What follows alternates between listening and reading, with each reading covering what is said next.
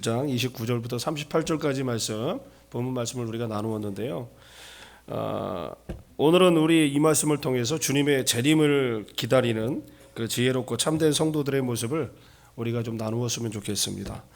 오늘 본문 말씀 중에 29절부터 쭉 이어지는 34절까지 말씀을 보면 무화과 나무 잎을 보면서 주님이 오실 때를 알 수 있겠다라고 주님 말씀하시는 주님의 때를 분별할 수 있는 그런 방법을 말씀하시는 방법을 우리가 방금 전에 말씀을 나누었습니다. 근데 오늘 본문 말씀 중에서 34절부터 36절까지 본문을 중심으로 오늘 재림을 기다리는 성도들의 자세라는 제목으로 함께 은혜를 나누고자 합니다. 자, 예를 들어 보겠습니다. 약혼한 처녀와 총각이 있습니다. 꼭 그런 건 아니지만 그들에게 있어서 유일한 소망이 무엇일까요? 약혼한 처녀와 총각에게 유일한 소망이 있다면, 간절한 소망이 있다면 그것이 무엇일까요? 모르는 척 이렇게 시치미를 뚝 대고 앉아 계십니까? 다 경험해 보셨으면서 결혼하는 그날을 손꼽아 기다리는 것 아니겠습니까? 그렇죠? 그렇습니다. 하물며 약혼한 처녀와 총각에게 결혼한 그날이 간절히 기다려지는 것처럼 우리 성도들에게 궁극적인 소망, 간절히 기다리는 궁극적인 소망은 무엇일까요? 바로 주님께서 약속하신 대로 다시 오실 그날, 그 재림을 맞아서 영원한 복락을 누리는데 있지 않겠습니까? 아닙니까? 저를 너무 심각하게 쳐다보고 계셔서 제가 말씀드리기가 좀 곤란합니다. 맞으면 아멘으로 화답해 주시고요. 아니면 고개를 흔들어 주시면 제가 말씀을 잘못 전했습니다라고 인정하겠습니다. 제가 다시 한번 말씀드리겠습니다. 우리 성도들의 궁극적인 소망은 주님께서 약속하신 대로 다시 오실 그날, 그 재림을 맞아서 영원한 복락을 누리는데 있지 않겠습니까? 아멘. 이렇게 크게 응답을 해주셔야 제가 말씀을 잘 전할 수 있을 것 같습니다. 자, 믿음의 선친들도 마찬가지였습니다. 모든 환난과 핍박 속에서도 신앙의 절개를 굳게 지킬 수 있었던 것은 바로 주님의 재림을 간절하게 소망하였기 때문입니다. 하지만 오늘날에 있어서 안타까운 사실은 주님의 그 재림을 소망하는 어떤 신앙적 열정과 그리고 정열이 점점 희박해져 가고 있다는 데 있겠습니다. 살아가고 있는 이 땅에서 현세적인 축복만을 추구한 채 재림하시는 주님을 고대하는 영적 소망에 대해선 관심과 열정과 기도가 식어져가는 그런 모습을 우리는 많이 보고 있습니다. 그런 성도들이 늘어나고 있고 바로 그런 문제들이 오늘날 그 현대 교회의 위기가 아닐 수 없음을 우리에게 보여주고 있습니다. 자, 베드로후서 3장 3절부터 4절까지 말씀을 보면 예수님이 다시 오신다는 얘기가 참으로 우스운 얘기이며 하나님이 없다고 조롱하는 자들이 있다라고 말씀하고 있습니다. 그들이 누구일까요? 주님의 말씀이 우습게 여겨지는 자들이 과연 누구일까요? 바로 이단입니다. 우리의 눈을 가리고 그리고 귀를 어둡게 해서 말씀을 못 듣게 하고 자기네들끼리의 나름대로의 말씀을 만들어서 바로 우리들을 멸망으로 인도하는 자들의 소리인 것입니다. 참된 하나님의 말씀과 이단의 소리를 우리는 분별력 있는 영적 충만의 신앙의 모습이 이 시간 우리에게 간절히 필요하다고 하겠습니다. 자, 이처럼 궁극적으로 초대 교회가 가졌던 종말 신앙이 없다면 우리의 교회는 세속과 형식으로 얼룩질 수밖에 없을 것입니다. 왜냐하면 종말을 기다리는 신앙이야말로 모든 상황에서 근신하고 절제하며 그리고 깨어 각성하는 신앙이 되기 때문입니다. 더욱이 오늘날처럼 물질 문화가 극도로 발달하고 온갖 모든 면에서 우리를 육체 향락으로 유혹하고 그리고 미혹하게 우리를 몰아가고 있는 이 세대에 있어서는 종말 신앙이 더욱더 간절하게 필요한 세대라고 하는 것을 우리는 실감하며 살아가고 있습니다.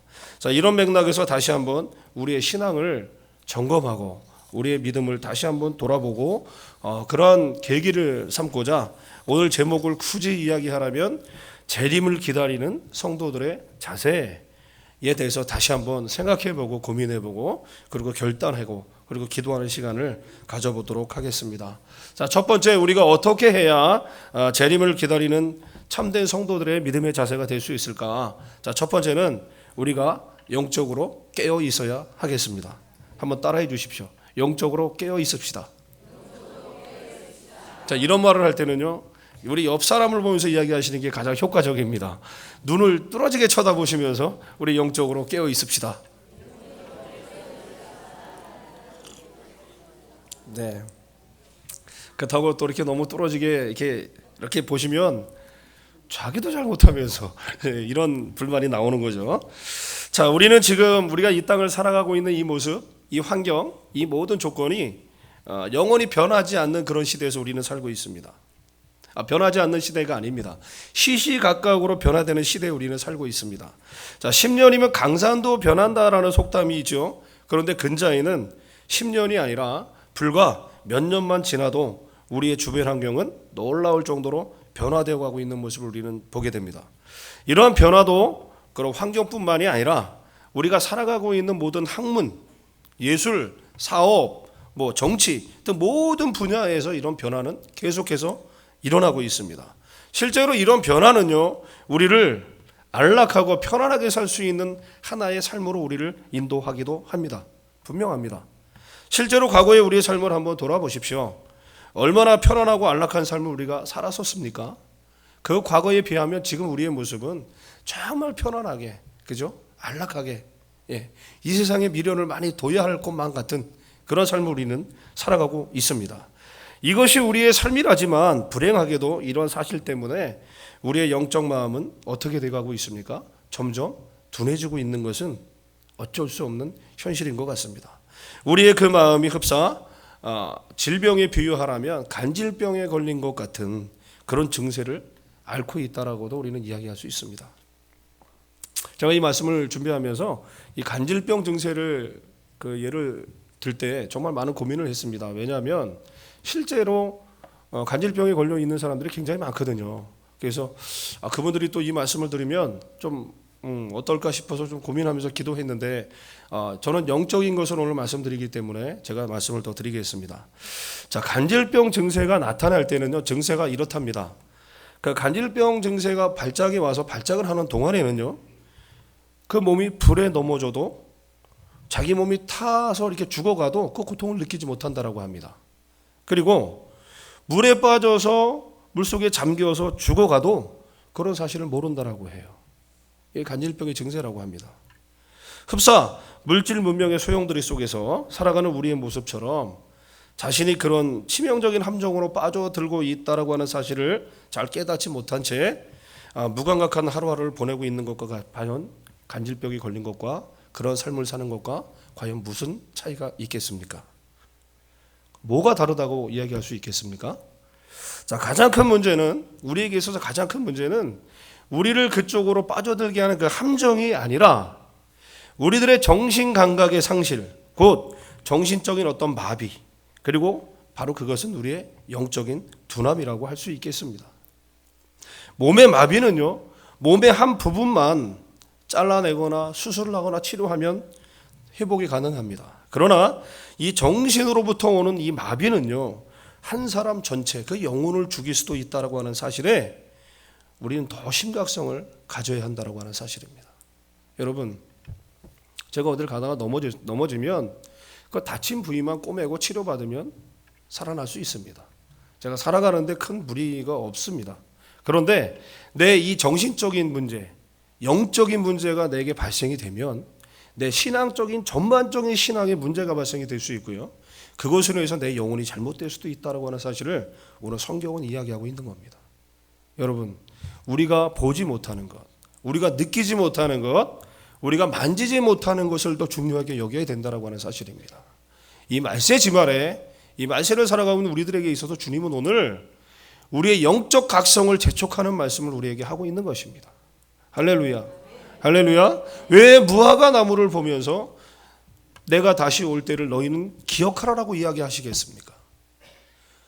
영적으로 너무 무감각한 삶을 살고 있기 때문에, 너무 둔감한 삶을 살고 있기 때문에 주님이 언제 오실지 모르는, 날마다 주님을 기다리며 천국 소망을 하며 하늘 소망을 가지고 주님을 기다려야 되는 이때에 우리가 얼마나 둔감한 삶을 살고 있으면 주님이 무화과 나무를 예를 들어서 그렇게 이야기하셨을까? 그 말씀이 오늘 누구에게 주시는 말씀일까? 여러분, 내 자신이 그 말씀 가운데 자유로울 수 있으시겠습니까? 오늘 이 아침에 깨어 있어야 된다라고 주님 말씀하시는데 그 말씀 가운데 내가 자유로울 수 있겠습니까? 자, 오늘 이 아침에 이 말씀을 들으시면서 우리의 그런 심령의 변화를 가져올 수 있는 시간이 되기를 간절히 소원합니다. 내가 이 말세지마를 살아가는 지금 이때에 나에게 가장 필요한 자세가 무엇일까? 나에게 주님이 가지라고 하는 믿음이 과연 무엇일까? 그 믿음을 가지고 그 말씀을 가지고 고민하는 시간이 되었으면 좋겠습니다. 제 말씀을 듣고 그냥 기도하고 오늘 돌아가시는 것이 아니라 제 말씀 가운데 주시는 하나님의 음성을 들으시고 그 음성대로 오늘 고민하고 적어도 오늘 하루만이라도 하나님 앞에 고민하셨으면 좋겠어요. 하나님, 내 신앙의 내 믿음의 패러다임을 바꿔주십시오. 내게 있어서 버려야 될 것이 무엇입니까? 하나님, 오늘 이 말씀을 통해서 내가 내 눈을 통해 주님의 모습을 보고 주님이 마지막 때 주님을 기다리는 삶을 하나님 바꾸는 삶을 살게 해주십시오. 내가 이 세상 가운데 편안함? 그것도 축복이라고 우리는 이야기합니다. 안락함? 내가 손만 대면 모든 걸 다 만질 수 있는 그런 삶을 우리는 살아가고 있습니다. 우리는 이것이 하나님의 은혜라고 이야기합니다. 그런데 중요한 것은요, 이 하나님의 은혜가 말세를 준비하는 우리들의 영적 상태를 둔감하게 만든다면 이것이 은혜일 수 있겠습니까? 여러분, 우리 생각 잘해야 됩니다. 오늘 이 아침에 하나님의 은혜만을 강구할 것이 아니라 그 하나님의 은혜를 내가 받아서 잘 관리하고 잘 영위해서 정말 내 영적인 삶만큼은 날마다 나를 세우고 각을 세워서 하나님이 어느 곳을 이야기하시든지 내가 믿음으로 순종하며 가겠다라고 하는 그런 결단의 삶을 우리는 살아야 된다라고 하는 것입니다. 이것이 바로 무엇이냐? 우리가 우리의 영적인 삶이 깨어 있어야 된다라고 하고 성경은 이야기하고 있는 겁니다. 할렐루야, 할렐루야. 우리 영적으로 깨어 있읍시다. 할렐루야. 예, 좋습니다. 자, 우리가 중요한 것은요, 온갖 부귀를 다 누린 사람이 있죠. 누구입니까? 예, 열왕기상 11장 9절에 말씀하면 누가 등장하는지 아시죠? 바로 솔로몬 왕이 등장합니다. 인간으로서 우리 솔로몬 왕은요, 누릴 수 있는 복은 다 누렸다라고 성경은 이야기합니다. 물론 솔로몬 자신의 입술을 통해 모든 것이 다 헛되고 헛되다고 고백하는 고백도 우리가 보았지만 솔로몬 왕의 일생을 본다 그러면 사람으로서 누릴 수 있는 온갖 부귀 영화는 다 누린 사람 중에 한 사람이다라고 이야기할 수 있습니다. 그렇지만 그런 믿음의 왕이었지만, 지혜로운 왕이었지만 어떻게 되었습니까? 솔로몬 왕 말년의 그의 삶을 보면 물질의 풍요로움 속에서 정신이 마비가 되고 급기야는 하나님의 책망을 받는 비극적인 결말을 맞이하는 모습을 우리는 보지 않습니까? 이러한 솔로몬의 타락처럼 우리를 어리둥절케 만드는 일은 아마 또한 없을 것입니다.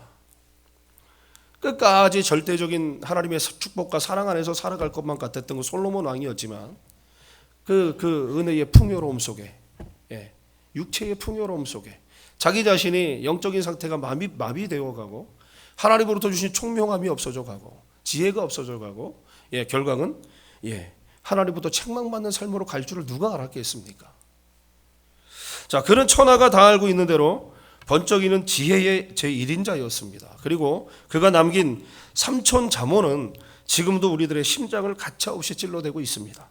그러나 솔로몬 왕은요, 좀 전에 말씀하셨던 것처럼 말년에 타락하여서 수많은 여인들의 치맛자락 속에서 뒹굴었고요, 괴물 같은 우상들 앞에서 춤을 추었습니다. 그런 인간이 누릴 수 있는 모든 부귀 영화를 구가했지만 그 속에서 그의 영적 마음이 마비되어서 자신을 돌아보지 못하고 하나님도 잊어버린 사람이 되었던 것입니다. 그렇다면 우리 같은 사람이야말로 얼마나 더 그런 방심을 경계해야 하지 않겠습니까? 하나님으로부터 축복을 받은 솔로몬 왕도 그렇게 영적 질서가 이렇게 무너져버린 사람이 되었는데 이 세상을 살아가는 우리들의 영적 상태가 어떻게 해야 되겠냐라고 성경은 오늘 우리에게 반문하고 있는 것입니다. 오늘날 우리들 주변에서 우리의 마음을 둔하게 만드는 것은 과연 무엇일까요? 온갖 사치와 향락과 방황이 그것이 아니겠습니까? 우리의 삶을 좀 더 편안하게 만드는 것, 그것이 그거 아니겠습니까? 오늘날처럼 사치와방탕이 판을 치던 시대는 일찍이 찾아볼 수 없더라고 여러 학자들은 이야기하고 있습니다. 우리는 이런 때일수록 더 깨어 있어서 마지막 날이 덫처럼 덮쳐오는 일이 없도록 우리의 심령을 날마다 십자가 앞에 내어놓고 기도하면서 주님의 말씀으로 귀경되어야 될 줄로 믿습니다. 이래서 우리의 영적 삶은 깨어 있어야 된다라고 오늘 성경은 이야기하고 있는 겁니다. 도적이 오는 것 같이 주님이 다시 오실 텐데 우리가 잠자는 영혼으로 잠자는 삶으로 방탕한 삶으로 어떻게 우리의 삶을 살 수 있겠습니까? 조금 불편하고 조금 부족하고 조금 연약해도 하나님의 은혜를 기도하고 하나님의 삶을 하나님이 다시 오는 그날을 기대하는 심정으로 마라나타 신앙으로 우리는 준비되어 있어야 되지 않겠습니까? 자, 오늘 이 말씀 가운데 함께 우리의 삶을, 우리의 영적 삶을 다시 한번 돌아보고 주님 앞에 다시 한번 결단하고 고백하는 시간이 되기를 간절히 소원합니다. 아멘. 자, 두 번째입니다. 늘 깨어 있어야 되면서 동시에 우리가 해야 될 것이 있습니다. 바로 무엇이냐? 늘 기도에 힘써야 한다는 것입니다. 한번 따라해 주십시오. 늘 기도에 힘씁시다. 옆 사람을 바라보면서 이야기해야 된다니까요. 다시 한번 우리 옆에 계신 분을 바라보면서 늘 기도에 힘써야 하겠습니다. 네, 사단은 어떻게 해서든지 믿는 자를 미혹하게 해서 단 한 사람이라도 신앙에서 떨어뜨리려고 하는 그 우는 사자와 같이 기회를 엿보고 있다고 베드로전서 5장 8절은 말씀하고 있습니다. 잠자는 신앙, 그 마비된 신앙은 마귀의 시험을 불러일으키는 가장 큰 요인이 된다라고 성경은 이야기하고 있습니다. 무엇이라고요? 잠자는 신앙, 마비된 신앙. 잠자고 마비된 신앙을 가지고 있는 성도들에게 사단이 계속해서 우는 사자와 같이 달려든다라고 이야기하고 있는 겁니다. 여러분, 이 말씀이 여러분 귀에 들리시면 다시 한번 우리 순간적으로 다시 한번 생각해 보셔야 됩니다. 지금 내 신앙의 삶이, 영적 삶이 마비된 삶을 살고 있지는 않은가? 잠자고 있는 신앙을 사는 건 아닌가? 어떠십니까?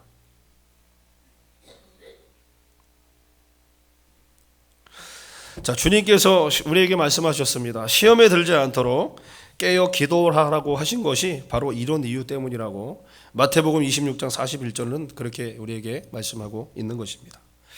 우리들에게 몸소 기도의 본을 보여주신 분이 과연 누구입니까? 바로 예수님이십니다. 예수님께서는 공생의 시작을 기도로 시작을 하셨고 또 마지막을 기도로 준비하셨습니다.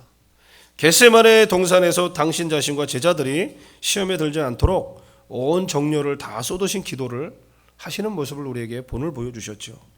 이렇게 친히 기도의 본을 보여주신 주님께서는 또한 당신의 제자들로 하여금 기도의 종이 되게 하셨습니다. 하지만 제자들은 예수님께서 겟세마네 동산에서 기도하실 때 돈 던질 만한 거리에서 구경만 하고 있다가 깊이 잠든 자들이었습니다. 이렇듯 기도에 나약했던 제자들은 예수님께서 부활하신 이후에 마가의 다락방에 모여서 합심해서 기도하던 중 성령의 능력을 체험하게 되었죠. 바로 그 능력으로 남은 생애를 주의 재림을 소망하면서 믿음으로 살아갈 수 있게 되었던 것입니다. 교회의 역사는 바로 무엇으로 이루어지느냐? 바로 기도로 이루어진다라고 이야기합니다. 여러분 믿으십니까? 믿으십니까? 여러분, 우리 교회를 여러분 제대로 우리 교회가 이 말세지 말에 우리 교회가 교회로서 지난주 목사님 설교가 봐서 그런 말씀 아니셨습니까? 교회가 교회되고 교회가 교회답게 존재해야 되는 이유가 바로 무엇이냐? 우리의 기도라고 하는 것입니다. 할렐루야. 그래서 기도하지 않는 성도는요, 성도의 직분을 잘 감당하지 못하는 모습이 되는 겁니다. 아멘. 그래서 말세지마를 준비하는 성도님들은요, 날마다 기도해야 되는 것입니다. 근데 어떻게 날마다 기도해야 되느냐? 우리의 영이 깨어 있을 수 있도록 날마다 기도해야 된다고 하는 사실입니다. 단순히 새벽에 나와서 기도한다고 나는 주님 앞에 할 일 다 해서가 아니라 오늘 이 시간도 나의 심령이 정말 주님 앞에 깨어 있느냐? 십자가 앞에서 내가 깨어 있느냐라는 것을 우리는 생각하고 그것을 늘 준비하고 그것을 늘 갈망해야 된다고 하는 사실인 겁니다. 여러분, 기도가 다 같은 기도가 아니지 않습니까? 우리의 눈은 너무 피곤해서 졸고 있어요. 그런데도 기도하시는 분들이 있더라고요. 그것과 어떤 차이가 있을까요? 내 심령을 다하여 하나님만을 바라보고 하나님 오늘 이 시간에 이 땅 가운데 오신다 할지라도 내가 내 믿음 부족하지만 하나님을 맞이할 수 있는 믿음을 갖게 해주십시오. 죽어가는 내 형제들 구원시켜 주셔서 주님 오시는 그날에 심판의 대상이 아니라 하나님으로부터 칭찬받는 대상들 되게 해주십시오. 우리의 심령을 깨워서 기도해야 되지 않겠습니까? 할렐루야. 심령을 깨웁시다. 우리 눈을 부릅뜨고 기도합시다. 그리고 하나님 앞에 간절하게 뜨겁게 기도하시는 우리 성도님들이 다 되시기를 주님의 이름으로 간절히 소원합니다. 아멘. 자, 이렇게 교회의 역사는 기도로 이루어지는데 기도하지 않는 성도는 이미 과연 무엇이냐? 생명을 잃어버린 성도라 성경은 이야기하고 있습니다. 더욱이 오늘날과 같은 무감각, 무감동, 그리고 인간성 상실의 시대에 있어서 우리들에게 절실히 요청되는 성도의 존재 근거는 바로 기도 외에는 아무것도 없다고 성경은 오늘 단언해서 이야기하고 있는 것입니다. 할렐루야. 할렐루야. 심각하게 우리의 심령에 새기셔야 된다는 겁니다. 지금 이 시대, 이 무감각의 시대, 우리의 영혼을 둔하게 만들고 우리의 심령을 둔하게 만드는 이 무감각의 시대에 우리들에게 절실히 요청되는 것이 첫 번째 기도라고 하는 사실. 기도를 통해서 우리의 심령을 깨우고 우리의 감각이 둔해지지 않도록 오늘도 우리는 날을 세우고 각을 세워서 하나님 앞에 기도하고 그렇게 나아가는 성도님들이 되시기를 주님의 이름으로 간절히 소원합니다. 아멘. 자, 우리는 늘 두 갈래의 길에서 갈등하고 고민하면서 삽니다. 육체를 따라 살 것인가 아니면 영혼을 구하는 삶을 살아갈 것인가. 더 영적인 말로 이것을 표현하자면 우리의 존재는 육의 소욕을 따라 즐거움을 얻으려는 겉사람의 정욕과 그리고 하나님의 뜻을 따라 살려는 속사람의 의지가 끊임없이 대립하는 그런 영육의 존재의 삶을 우리는 살아가고 있습니다.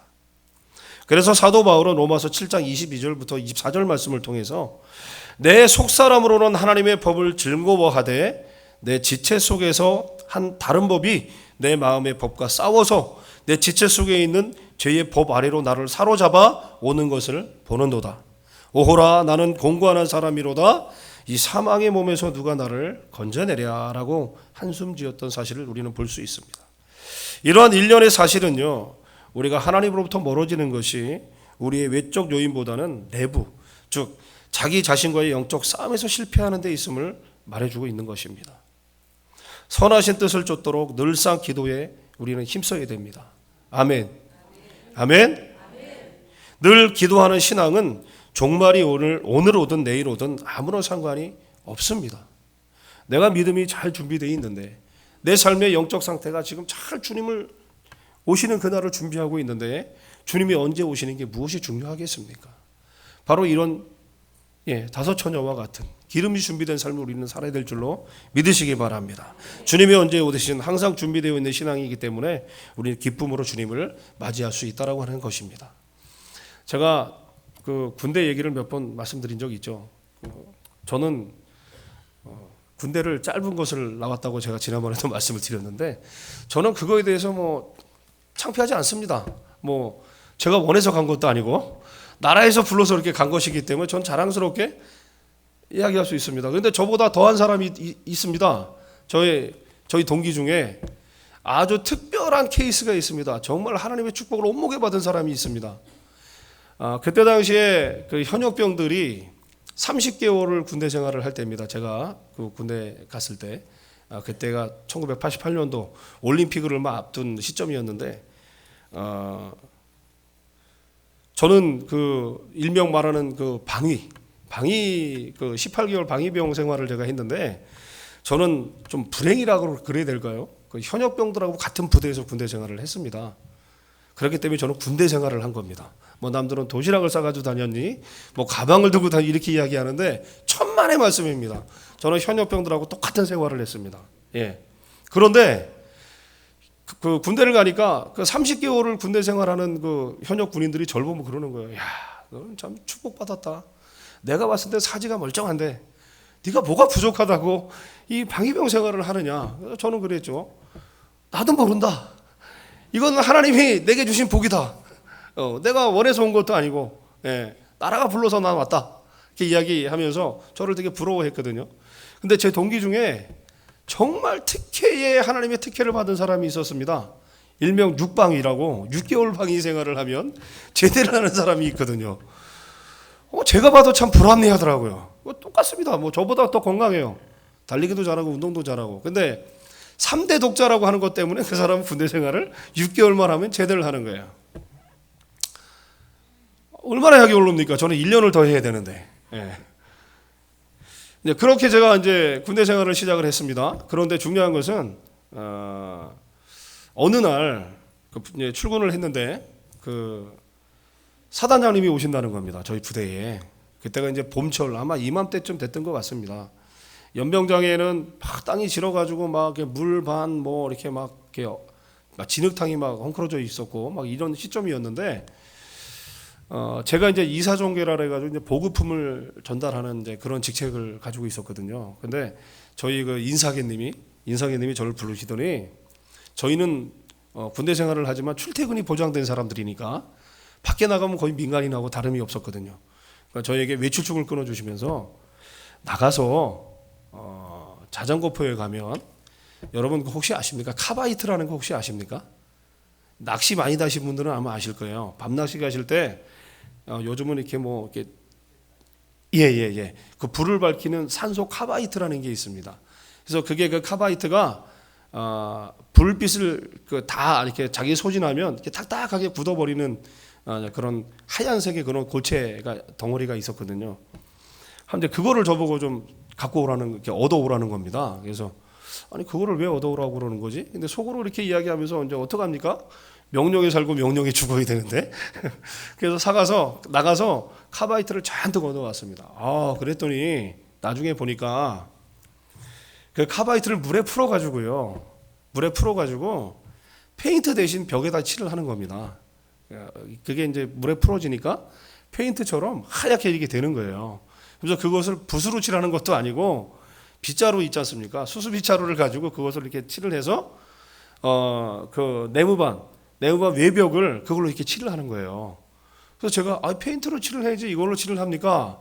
감히 이등병이 인사관님한테, 하늘 같은 인사관님한테 물어봤죠. 아니 왜 이런 걸 칠합니까? 그랬더니 제 뒤통수한테 탁 치시면서 그때만 해도 이렇게 행정 보급비가 이렇게 지원이 되면 돈이 이렇게 많이 모자랐나 봐요. 그 운영비가. 그러니까 돈이 없으니까, 페인트 살 돈이 없으니까 그 카바이트를 갖다가 벽을 칠을 하는 거예요. 그 외벽을 칠하는 걸 시작으로 해서 거의 한 달 정도를요. 가장 싫었던 게 뭐냐면, 뭐 부대에서 현역병들하고 이렇게 같이 생활하면서 뭐 방위병이라고 욕을 먹어도, 뭐 군대 생활 짧게 한다고 뒤통수를 한 대 맞아도, 식당에 그 취사반에 가서 식당 가서 밥을 먹는데 그 현역병 2등병 애들이 저희 상병한테 너너 막 반말하는 그런 소름을 당해도 다 참을 수 있었는데, 퇴근을 늦게 시켜주는 건 정말 참을 수가 없었습니다. 정시가 되면 퇴근을 시켜줘야죠. 그죠? 방위병의 큰 혜택 가운데 하나가 정시 출퇴근인데, 그것이 보장이 된 삶인데 이게 잘 안 되는 거예요. 한 달을 거의 퇴근을 뭐 9시에 하고 막 10시에 하면서 준비했습니다. 그게 왜 준비를 했느냐? 사단장님이 오신다는 그거 하나 때문에 그걸 준비했던 거예요. 한 달 내내. 여러분 생각해 보십시오. 카바이트를 찬물에 풀어가지고 외벽을 닦고 그 진흙탕이 되는 연병장에 뭡니까? 그 차로 흙을 퍼 날라서 그걸 또 이렇게 헬기가 잘 이렇게 내려올 수 있도록 그걸 해야 되고, 한 달 동안 진짜 고생 많이 했습니다. 중요한 것입니다. 사단장님을 기다리는 그 마음. 여러분, 제가 지금 군대 생활 이야기를 하면서 우리 그 영광스러운 사단장님을 기다리는 심령을 내가 말씀을 드렸는데, 여러분, 하물며 사람을 기다리는데도 그렇게 한 달이라고 하는 시간을 투자하고 내 삶의 일부분을 다 드리고, 정말 보장된 출퇴근도 마다하면서, 감정의 그 쓰리고 쓰라린 그 경험을 해가면서, 사단장님을 그렇게 기다렸는데, 여러분, 영생하신 능력을 주신 그 하나님의 그 은혜를 기다리고 그 하나님을 기다리는 삶은 우리의 삶이 어떠해야 하겠습니까? 저는 한 달 동안 정말 개고생을 하면서 그것을 준비하고, 사단장님 딱 5분 다녀가셨습니다. 정말 허무하더라고요. 여러분, 그러나 주님은요, 이 땅 가운데 재림하시면 우리와 천년왕국을 이루신다고 말씀하셨습니다. 5분 왔다 가시는 게 아닙니다. 여러분, 그런 주님을 기다리는 우리의 심령은 어떠해야 하겠습니까? 자, 베드로서 3장 3절부터 4절의 말씀처럼 이단들은 세상이 창조되었을 때부터 지금까지 어떠한 변화도 없고 징조도 없었기 때문에 예수님께서 다시 강림하셔서 이 세상을 심판하신다는 것은 쓸데없는 소리며 듣기 싫은 소리이다라고 자기들의 입장에 맞게 말씀을 요리하고 난도질해서 합리적으로 보이는 것 같지만 실상은 심판을 면하지 못하는 불쌍한 자들의 반박에 미혹되지 마시고 주님께서는 마지막 날 당신 앞에 설 수 있도록 항상 깨어 기도하라고 우리들에게 당부하고 계시는 줄을 믿으시기 바랍니다. 예, 주님 말씀 외에는 우리 미혹돼서는 안 된다라고 하는 사실입니다. 말세지만을 살아가고 있는 우리는 현재 어떤 신앙 자세를 가지고 이 땅을 살아가고 있습니까? 아멘 주 예수여 오시옵소서라고 주의 재림을 기다리며 천국 소망을 꿈꾸며 오늘도 마라나타 다시 오실 주님을 기다리면서 끊임없이 우리들을 미혹하게 하는 악의 세력으로부터 흔들리지 말고 우리들의 믿음을 잘 지켜서 하나님의 결국을 이루어가는 참된 성도님들이 되시기를 주님의 이름으로 간절히 소원합니다. 아멘. 오늘도 세상의 편안함과 안락함으로 가득 찬 세상을 향해 가려고 하는 내 자신을 다시 한번 믿음으로 쳐서 십자가 앞에 늘 우리 자신을 내어놓고 살펴보면서 경성하면서 기도하는 생활을 하시는 참된 우리 믿음의 성도님들이 다 되시기를 주님의 이름으로 소원합니다. 할렐루야. 아멘. 자, 오늘 이 말씀 보면서 찬양한 곡이 생각이 났어요. 듣는 것이 아니라 오늘 함께 찬양을 하겠습니다. 우리 마라나타라는 찬양을 함께 불러보시면서 다시 한번 하나님 앞에 기도할 수 있는 그런 마음의 여유를 좀 가지셨으면 좋겠습니다. 하나님, 내가 지금까지 살아오면서 나의 기도의 제목이 세상 가운데 있는 편안함, 안락함, 내 삶을 지금보다 조금 더 나은 어떤 삶으로 가고자 하는 그런 기도의 제목이었다면 하나님 이제부터는 주님이 다시 오실 그날을 고대하는 심정으로 그날을 기도하면서 기다리면서 내 심령을 닦을 수 있는 하나님의 결국을 이루어갈 수 있는 삶을 살게 해주십시오. 우리 기도의 제목이 이제 이렇게 바뀌어야 된다라고 하는 사실입니다. 우리의 거룩한 성도들의 모습을 우리는 오늘 하고 있는데 그 거룩한 성도들의 삶의 어떤 질이 바뀌어야 되지 않겠습니까? 무엇을 통해서 우리의 삶이 거룩한 성도라고 이야기할 수 있겠습니까? 하나님을 바라보고 하나님만 바라보고 하나님이 주신 그 은혜의 말씀을 다시 한번 생각해보고 주님이 말씀하시는 그 코드에 나의 코드를 맞춰갈 수 있는 삶, 그것이야말로 진정 우리에게 주어주신 거룩함의 진정성이 아니겠습니까? 자, 이 새벽에 우리 이 찬양을 부르시면서 우리의 심령을 다시 한번 규경하는 시간이 되었으면 좋겠습니다.